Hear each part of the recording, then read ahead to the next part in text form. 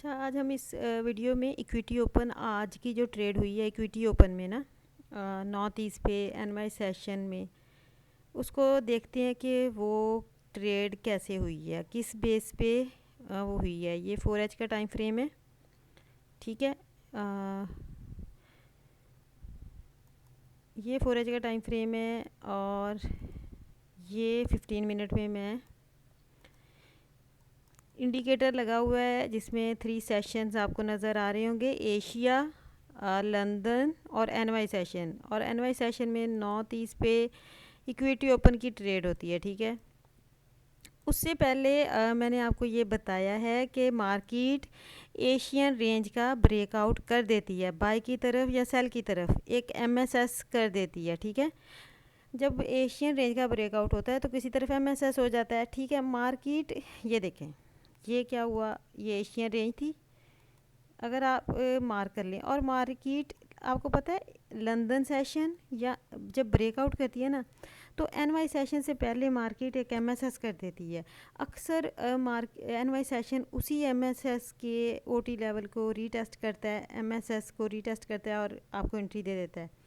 अगर मार्केट ने बाय जाना हो ना एनवाई सेशन में, मार्केट लंदन सेशन में, ठीक है, लंदन सेशन से पहले उस तरफ एमएसएस कर देती है, ठीक है। लंदन सेशन में एनवाई सेशन के स्टार्ट से पहले लंदन सेशन में एक एमएसएस कर देती है। अब आप ये देखें एशियन रेंज का ब्रेकआउट हुआ किसकी तरफ, बाय की तरफ। अब मार्केट ने सिंपल क्या किया, आप देखें कुछ भी नहीं किया। इस जगह नॉर्थ ईस्ट कब हुए हैं ये देखें, इस कैंडल पे क्या हुआ है, लाइन में लगा देती हूँ, ये देखें। ये आज की इक्विटी ओपन हम डिस्कस कर रहे हैं। ये नॉर्थ ईस्ट का टाइम हुआ आज का और ये एशियन रेंज है, इसने ब्रेकआउट किस तरफ कर दिया, बाय की तरफ।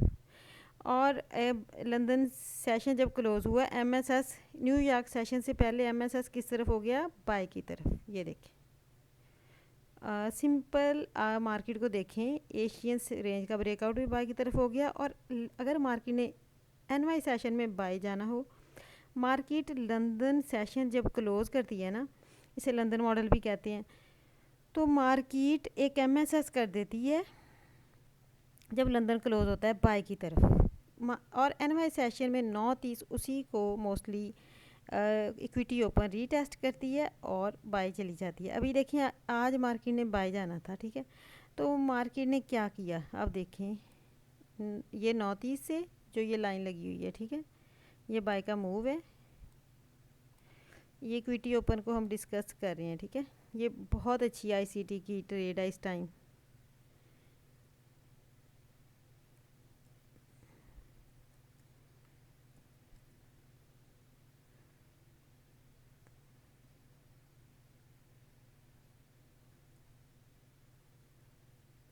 ठीक है, इस मॉडल को हम देख रहे हैं आज के।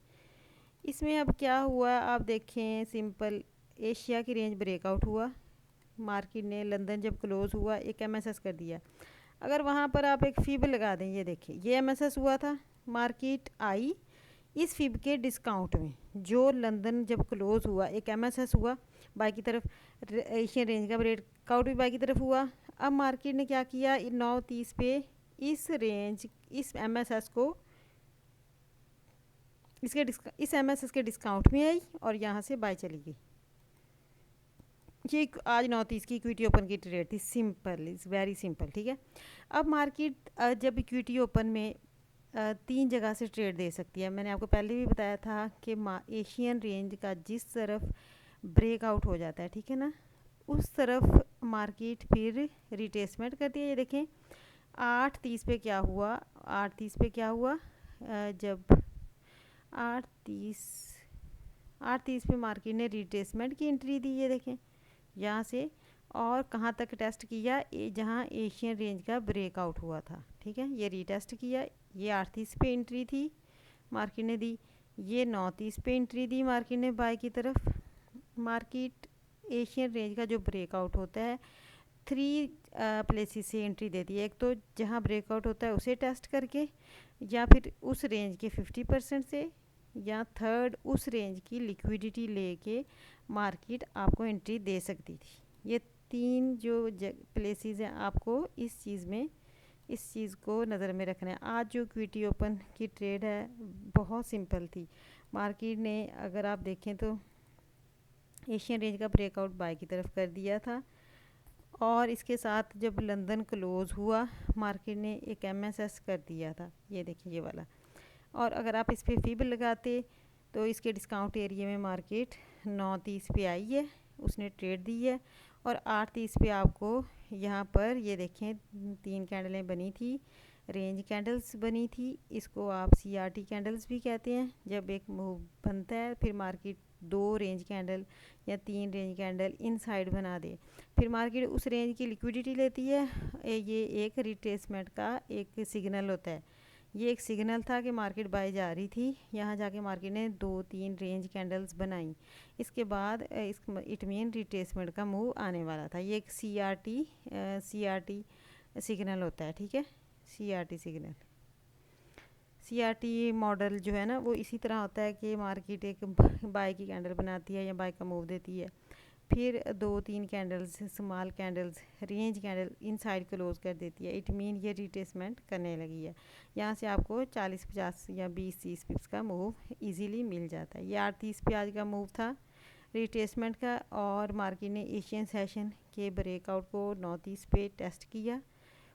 आप यहाँ से एक लिमिट लगा सकते थे, एक 50% से एक मार्केट इसकी लिक्विडिटी लेके भी आपको मूव दे सकती थी। ये आज की 9:30 की ट्रेड थी। और ये फिर लंदन 9:30 के बाद 10 बजे सिल्वर बुलेट का टाइम होता है।